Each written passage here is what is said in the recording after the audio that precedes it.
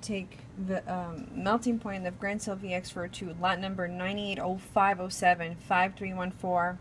The apparatus that we're using is a Fisher Scientific. This is the place where we place the sample. The thermometer is attached to it.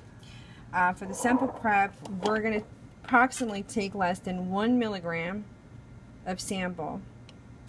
And I'm going to place it on what we call these microscope cover slips. I'm going to place the material just a little bit, enough so we can see the products to start melting.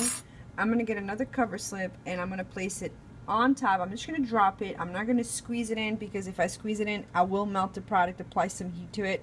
So I'm just going to drop it right on top. I'm going to place the sample right here in the specific design area. This piece right here is a piece that contains a graduate mirror or a glass, pardon me, where you can see it zooms in into the sample, and once you turn on the machine there will be a light it actually comes on,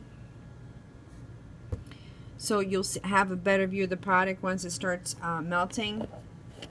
The way we determine melting point is where the value that we report is not the beginning value at which it starts melting, but it's the value at which the product is completely melted. So right now, you just gotta wait for the product to start melting. It looks white. Maybe it's not too clear in the image, but you can see it right there. It's still white.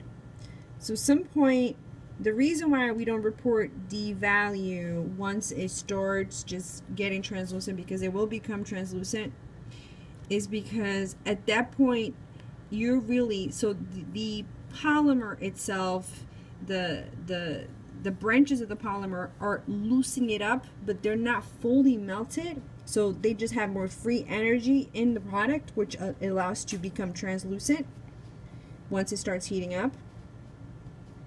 But we only report when it really fully melts, because then you know that all polymers, or all energy is, enough heat was applied onto the product where there's enough energy for all the branches of the polymer to spatially be free.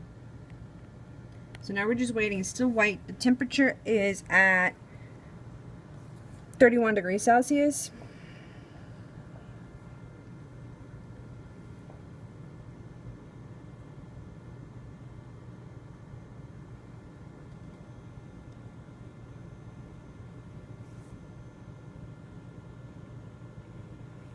So we just have to wait.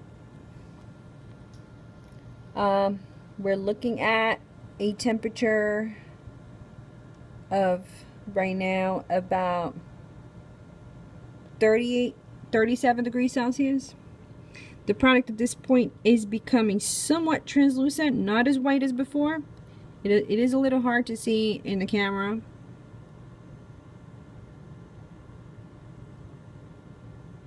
But slowly, it's becoming translucent, and at some point it will be clear, but still in the solid form, in the wax form. The temperature right now is at 41 degrees Celsius, and we're starting to see the product more translucent, more clear.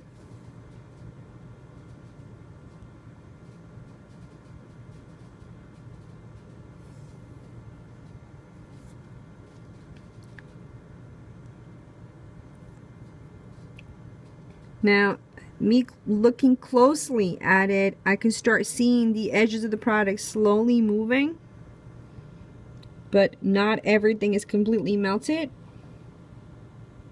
Now it's definitely a clear product, and we're at a temperature of 44 degrees Celsius.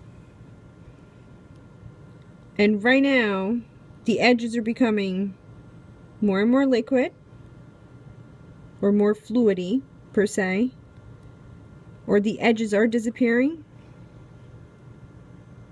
At this point, we're transitioning onto a full liquid. So I'm going to take the reading, and this is the full melting point, and the reading right now is of about 47 degrees Celsius, as you can look at it.